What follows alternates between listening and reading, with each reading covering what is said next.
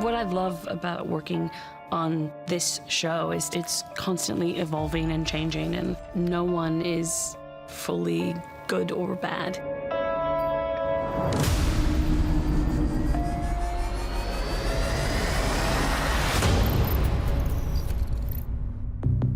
The human chairs, I just thought it would be aesthetically interesting. I tried to do a host chair first season, and I finally got my human chair, and who better to sit in it than Hale?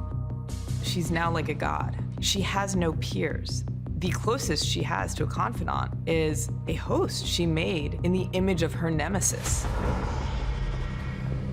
One of the most ambitious things that we're trying to accomplish this season is putting Host City into New York and getting the scale, the size, the scope, and selling all of that to the audience.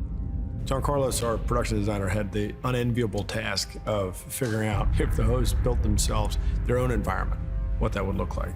And so we found this beautiful hotel in Cabo. The resort in Cabo San Lucas was something I had actually come across in an article that always kind of had a strong resonance with me, and I just logged it into my brain. And as soon as Lisa said, bring us ideas of an interesting place that you think that could be a portrayal for this, immediately I felt that was the right move.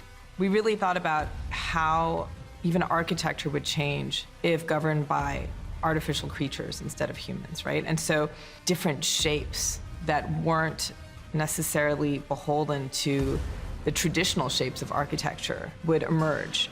When you enter and exit Host City, you basically walk across a bridgeway, takes you to the base of the Viceroy location, is how we tied Manhattan and Los Cabos together. As you enter, you kind of go under this nest structure, which is kind of this organic structure, and it's the merger of kind of these indigenous type architecture with the cubes.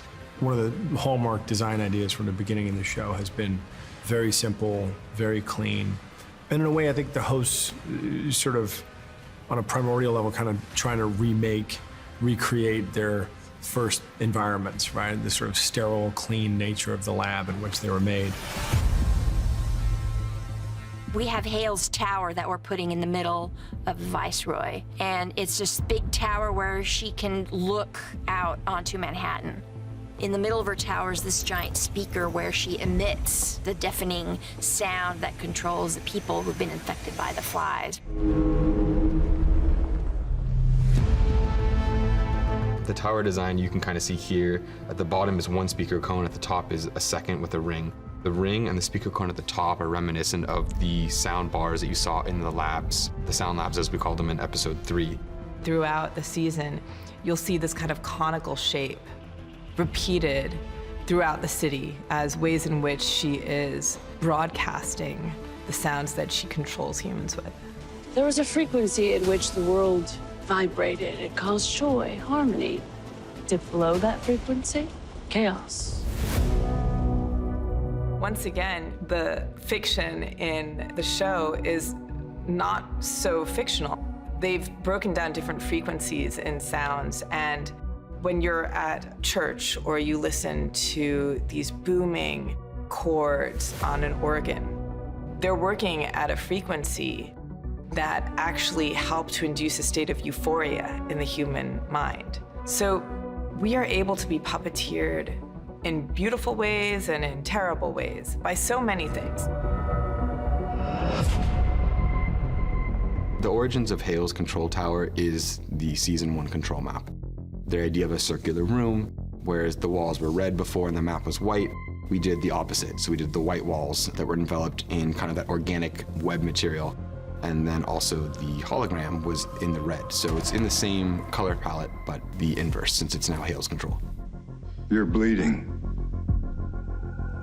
Last season, we really saw her scratching. There was this idea that she almost wanted to scratch herself out of her skin. You know, she was Dolores's programming ideas inside of Hale's body and reality, and it was very hard to contend with both those things, to reconcile them. I think this season she falters in understanding if her plan is going to work out, if her path is right. Why don't you just force us to join you? Because that's what they would have done.